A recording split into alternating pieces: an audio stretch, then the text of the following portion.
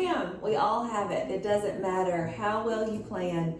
It is rare to finish up that ham at your Easter meal, your Sunday lunch, your Christmas, Thanksgiving, whatever. We always have leftover ham. What do we do with it? Don't let it intimidate you. Don't let it overwhelm you. There are so many recipes. In fact, go to a place like Pinterest or even just the internet and type in recipes for leftover ham. They are endless, endless. Anything from a destructured chicken cordon bleu pasta to ham pot pie to ham and egg casserole. Put it in scalloped potatoes. Put it in macaroni and cheese. It is delicious all sorts of ways. Soups like crazy. But I'm gonna make what my family always makes when we have leftover ham. It's called a ham puff. Weird name, oddly exciting. But first, I've got to get all of this ham off. So hang tight. I'll be back after I deal with this big boy.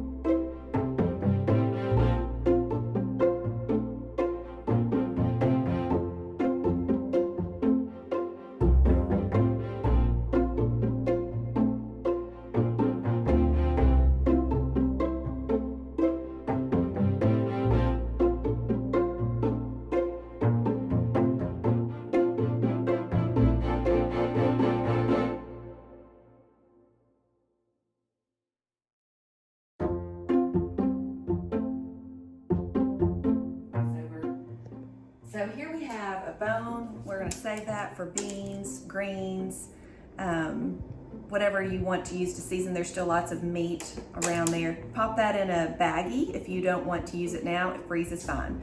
This ham I'm going to divide into probably 2 different bags and use for different recipes, or I can even save one of these bigger chunks and slice it for sandwiches. This is what we need for our recipe. It's about a cup, maybe a little heavy cup, maybe more like a cup and a half of ham for our ham puff. So I'm gonna go put all this up and I'll be back.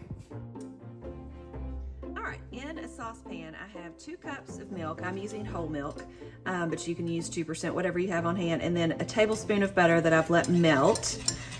And I have it over medium heat or so. And then to that, I'm gonna add half a cup of cornmeal. Yes, that sounds weird.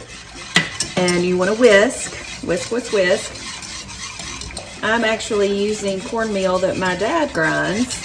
My grandfather owned a country store and he had a grist mill where he would grind corn for cornmeal or chicken feed. And since he's gone, my dad continues that tradition. So that's actually, we call it Preston Ramey cornmeal. Now, do you see how this is thickening?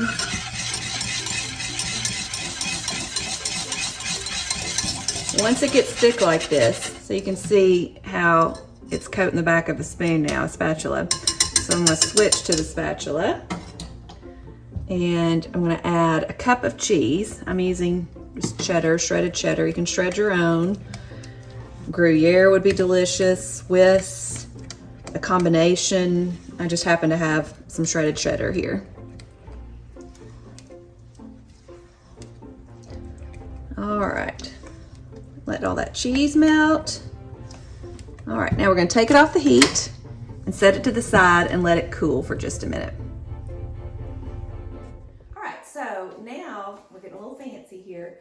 We are going to separate 3 eggs. And I don't know if you know how to separate eggs. It's not hard. They have fancy egg separators. You want 1 bowl. I'm gonna use this one for my whites, this one for my yolks. So crack your egg, carefully open it. So, ooh, that one just crushed. So here's what I'm gonna go. I'm gonna go with plan B. Pour that yolk directly into your hand. Now this yolk actually broke. So be careful. You don't want to get any yolk into your whites. This is not exactly pleasant, but it works. That's what you do when a yolk breaks. Let's try again and hopefully it won't break. Take 2.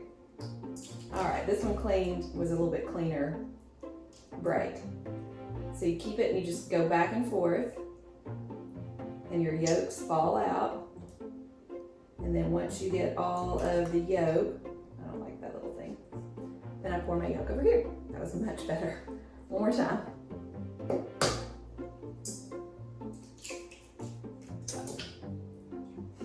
Okay, that yolk fell in. So here's what I'm gonna do. It stayed intact, so I'm gonna reach in and carefully lift it out. Look, it's still attached to the white, so I'm gonna just put it in my fingers. Just wanna carefully go back and forth in your hands, just like you did the shell. Let that white strip through. Look, there you go. Easy peasy. Now, we're gonna take these whites and we're going to beat them. We are going to make them all nice and fluffy. That's gonna be what makes it a puff, ham puff. The yolks, we are going to, let me wash my hands. We don't need all this messiness on here.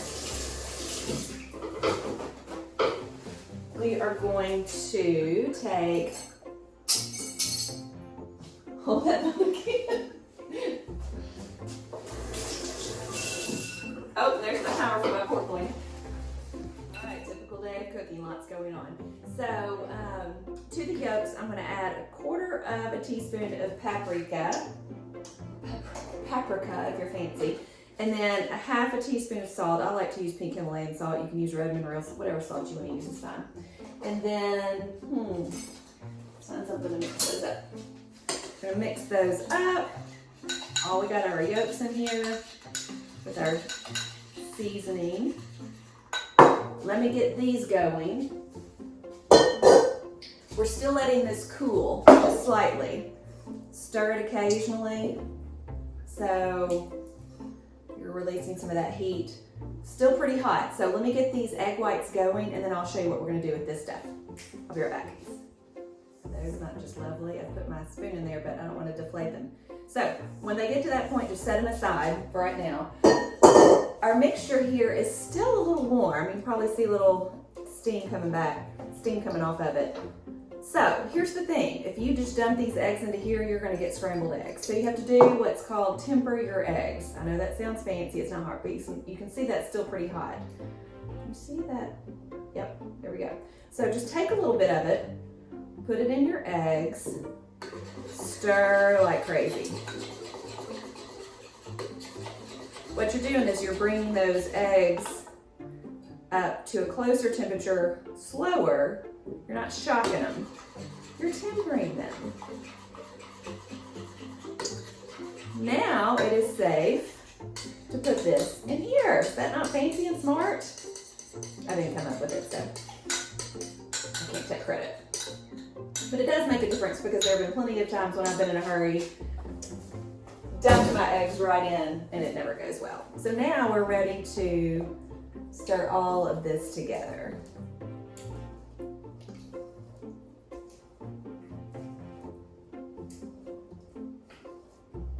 All right, once we get all of that incorporated, now we get to do this. Are you ready? So we're gonna take, probably a bigger bowl would be better, but I don't want a dirty one. So we're gonna take, we'll do part of them first. 1/2 of those, look at that. That is a stiff peak. Now, when you do this, don't get rigorous. Don't go crazy on them. You need to be gentle. Fold them in. You want to keep that puffiness. That's the ham puff. So just be patient.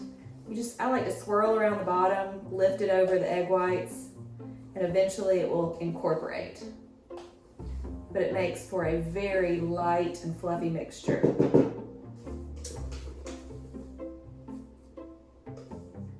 A little bit fancier, a little bit more time consuming than a lot of the recipes that you'll run across when you look for ways to use leftover ham. And obviously, you could just buy packaged ham and make this as well. But this is actually what my aunts have always made with their leftover ham. So carry on the tradition. This would be great for a ladies' luncheon with a side salad.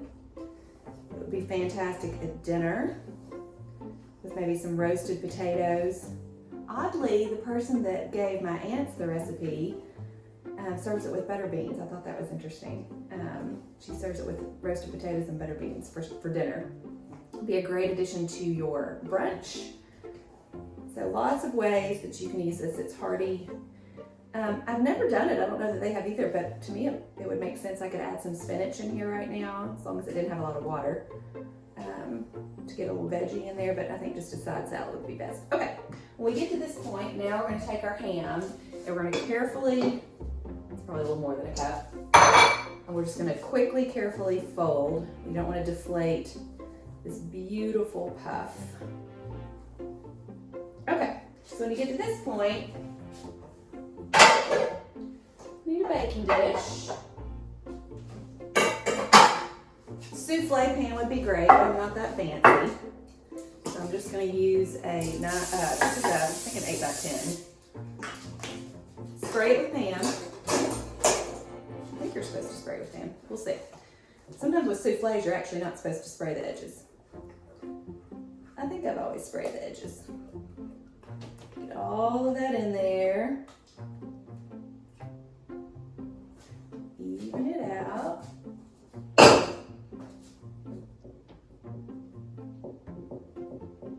Alrighty. Now we're going to pop this in the oven, 350 degrees. 40 minutes, we're going to take a look. It should be puffed up. It should be golden brown. I'll see you then.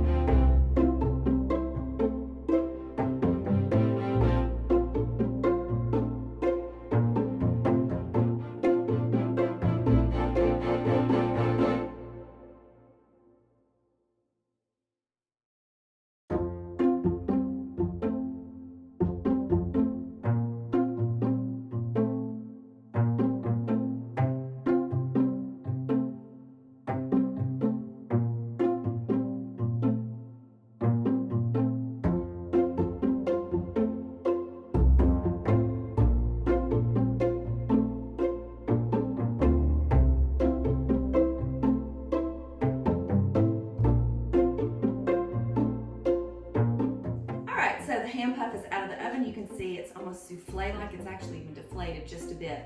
I'm serving it with a side salad. This is one of those bag salads. They're super easy. There are so many great choices now, so I highly recommend that. And then you just cut carefully into this. I need another hot pack because it is toasty.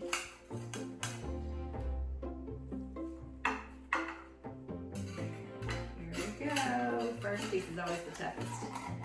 Look at that. Does that not look delicious? It's light, it's fluffy, it's hot. It's almost like a souffle. That's what the texture is like. That is good. Great, interesting, unique way to use your leftover ham. Give it a try.